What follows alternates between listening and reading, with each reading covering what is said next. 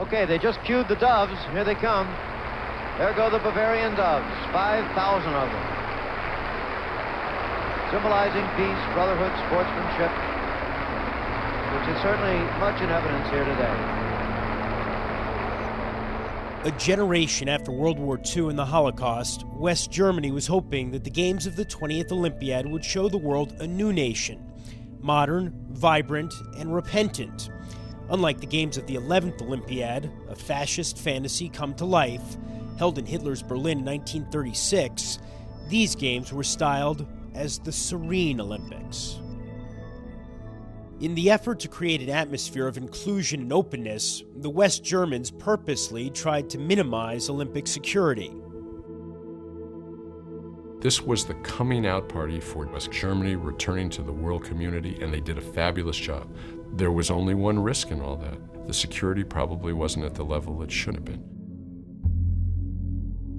At 4:30 a.m. on September 5, 1972, 8 members of a Palestinian terrorist group known as Black September climbed an unguarded fence surrounding the Olympic Village.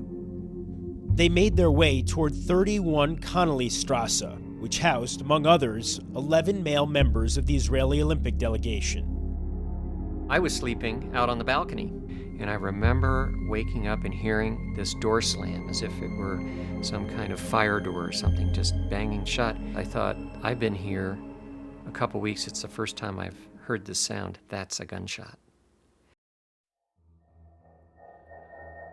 The terrorists stormed the third-floor dormitory, forced open one of the bedroom doors, and began shooting.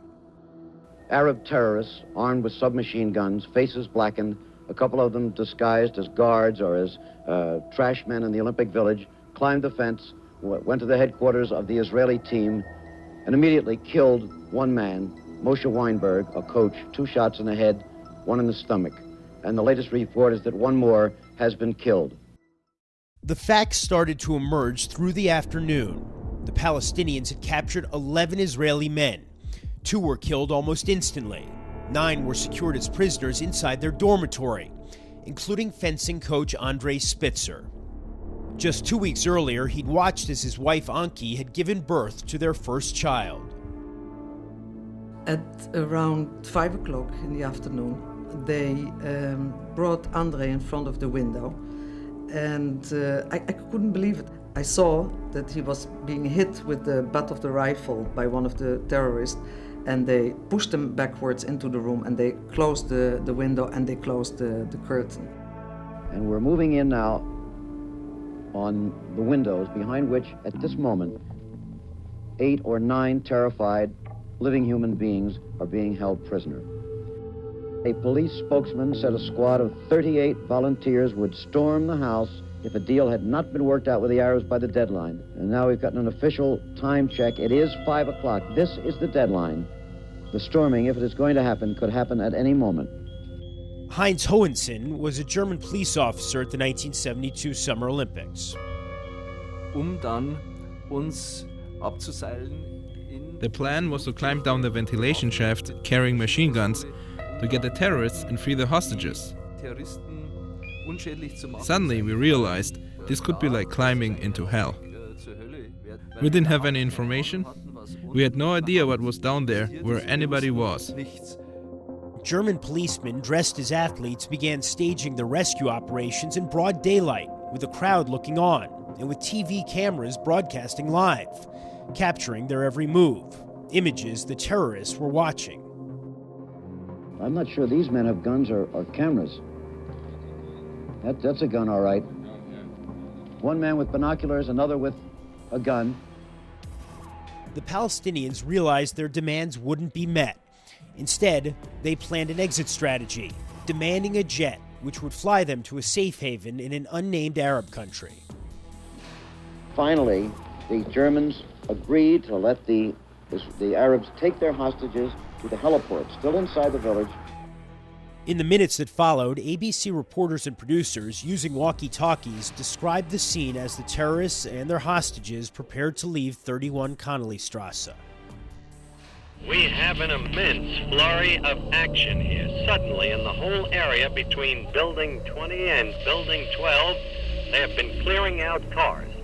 Police officers in almost platoon-like numbers have been running past us and are now staging in front of us. We're building up, I think, to a climax. The light is on the second floor, and it looks like they're getting ready to, leave the building. A police official standing here, clearing everybody away, told me that a deal had been made. The Arabs would be coming out within 5 minutes, and they expect the arrival of a helicopter within 5 minutes. There's a chopper just landed at the back of the Olympic Village here, roughly gate number 7. On the second floor, I see 3/4 of the room where the Israelis were only 5 minutes ago. They now have disappeared. One helicopter has just lifted off, and the second one looks like it's leaving the ground shortly. The helicopters were flying to a small German Air Force base in the town of Fürstenfeldbruck, about 19 miles west of Munich. Here, the Germans had plans to make their last-ditch attempt to rescue the Israelis, as seen in this model recreation. German snipers, 3 on the roof of the tower, 2 across the tarmac, were in each other's crossfire. None had telescopic or night vision. The snipers also didn't have bulletproof vests, walkie-talkies, or firefight experience. Waiting on the tarmac 200 yards from the tower, a Lufthansa 727, fully loaded with 10,000 gallons of jet fuel, even though the Germans knew the terrorists were carrying hand grenades. On board the plane, 16 more police officers dressed up as a Lufthansa crew. One of them was Heinz Hohensen. On board the plane, we had some discussions, but we agreed not to go through with it because we decided it would be a suicide mission. We didn't have the proper uniforms, and the terrorists would have seen that we were not real stewards. The police abandoned their plan and exited the plane just minutes before the helicopters were supposed to land. When the terrorists arrived and saw no crew on board the plane, they realized they'd been tricked. Suddenly there were gunshots, only 100 meters away. It was absolutely chaotic. Nobody knew what was going on. We were standing in ditch, and we stayed under cover because we had no orders. It was a fiasco. The terrorists shot out the spotlights that had illuminated the airfield, as the Israeli hostages remained strapped to their seats in the 2 helicopters. Went down and found the commander of the police unit there. I asked him, "What are you staying here? Have you got any orders to do something, to run an attack or to move outside?" And he said, "No, I have no idea and I have no orders, and I'm staying here." The latest word we get from the airport is that, quote, all hell is broken loose out there, that there is still shooting going on, that there's a report of a burning helicopter. Around midnight, a full hour after the shooting had started, the Palestinians detonated a hand grenade in one of the helicopters and machine-gunned the other hostages just as German police rushed in with armored cars. Initial reports from the airbase indicated the hostages had all been saved, but just after 3 a.m. local time, around 9 o'clock at night in the eastern U.S., Jim McKay reported the grimmest of updates. We've just gotten the final word. You know, when I was a kid, my father used to say, our greatest hopes and our worst fears are seldom realized. Our worst fears have been realized tonight. They've now said that there were 11 hostages. 2 were killed in their rooms yesterday morning. 9 were killed at the airport tonight. They're all gone. Jim McKay came on. I never forget it, and he said they are all gone. And I heard that, and pandemonium broke out in my house.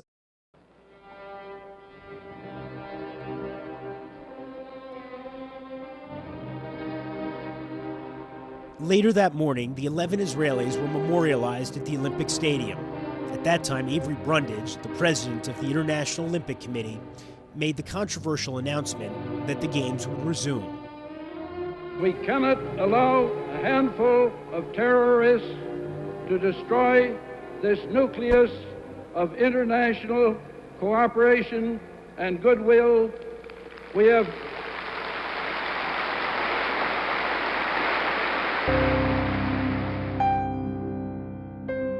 On the northern outskirts of Tel Aviv in Israel lay the graves of 5 of the victims, including Andrei Spitzer. To mark the 40th anniversary of the massacre, Anki Spitzer and others petitioned the International Olympic Committee to observe a moment of silence during the opening ceremony of the London Olympics, a request that was denied. This story is not about 11 Israelis that were murdered. It's about 11 athletes who came in hope for friendship and fair play and in the name of sport and came back in coffins. That's not the Olympic idea, that's not the Olympic dream, and it should never happen again.